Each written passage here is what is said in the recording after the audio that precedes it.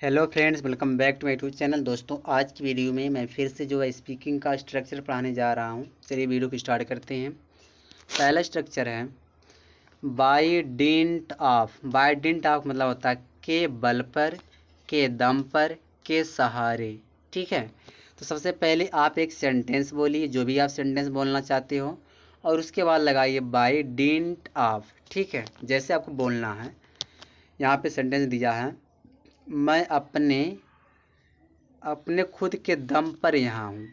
मैं अपने खुद के दम पर यहाँ हूँ। तो क्या हो जाएगा? I am here by dint of myself. मैं अपने खुद के दम पर यहाँ हूँ। ठीक है, आगे देखो।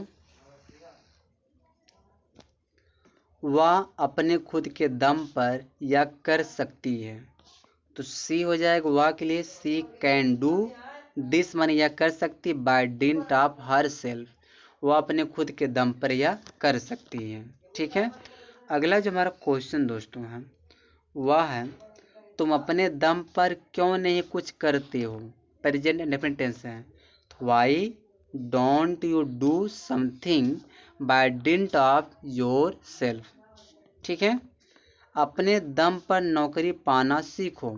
तो पहले आप क्या लिखोगे? Learn to get a job by dint of your self.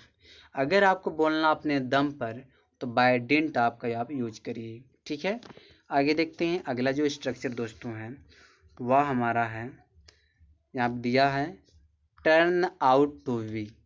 क्या होगा इसका मतलब, कैसे इसको यूज करेंगे? तो सबसे पहले आप एक सब्जेक्ट बोलिए, फिर टर्न आउट टू बी लगाइए। ठीक है, अगर पास्ट टेंस से टर्न आउट टू बी कर दीजिए, उसके बाद आप ऑब्जेक्ट बोलिए।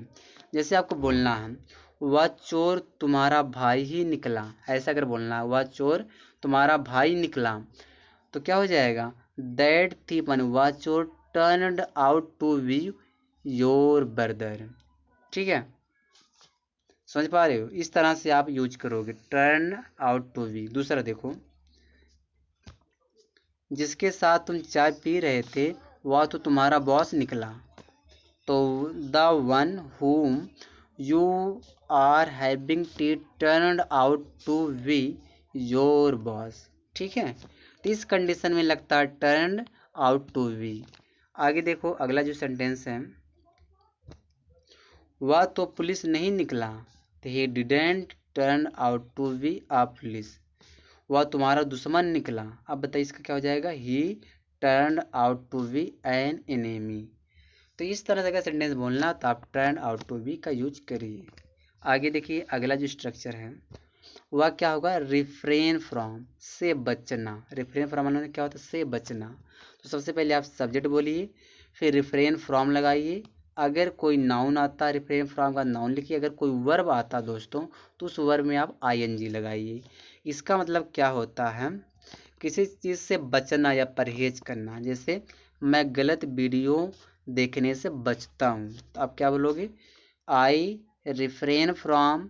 अब देखो वॉच आ गया, तो वॉच मैंने देखना, तो आईएनजी का कर देंगे वॉचिंग रॉन्ग वीडियोज। ठीक है, आगे देखिए, मैं हर टीवी देखने से नहीं मैं हर दिन टीवी देखने से नहीं रोक पाता हूँ।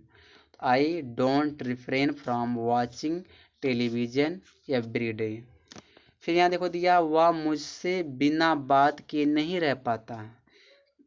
ठीक, नहीं रह पाती है, यहाँ पे हाई कर दे रहा हूँ। She doesn't refrain from talking to me. वह मुझसे बात किए बगैर नहीं रह पाती है। तो चलिए आगे देखिए, मैं कभी कभी तुमसे बात करने से खुद को रोकता हूँ। I myself refrain from talking to you sometimes. ठीक है, यहाँ पे देखो टॉकिंग लिखा गया है, ये थोड़ा मिट गया है। ठीक है, चलिए आगे देखिए, अगला जो स्ट्रक्चर दोस्तों है यहाँ पे देखो दिया है इन फेवर ऑफ। इसका मतलब होता है के पक्ष में।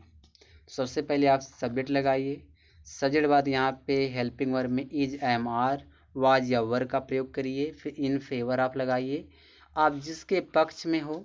ठीक है, तो उसका आप यहाँ पे जिक्र करिए, वह ऑब्जेक्ट लगाना चाहिए, आप लगा सकते हो। जैसे आपको बोलना दोस्तों, आप बोलना चाहते हो कि मैं तुम्हारे पक्ष में नहीं हूँ, तो क्या हो जाएगा, I am not in your favour, मैं आपके पक्ष में नहीं हूँ। फिर से बोलना है,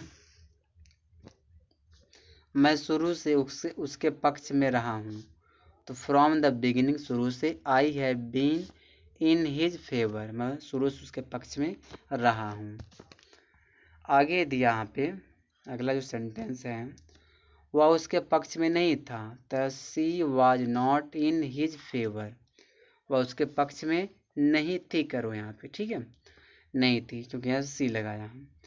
मैं तुम्हारे फैसले के पक्ष में नहीं हूँ, I am not in your favour, sorry in favour of your decision. तो इस तरह से आप इन फेवर आप यूज कर सकते हो के पक्ष में। ठीक दोस्तों, बस इस वीडियो में यहीं तक है।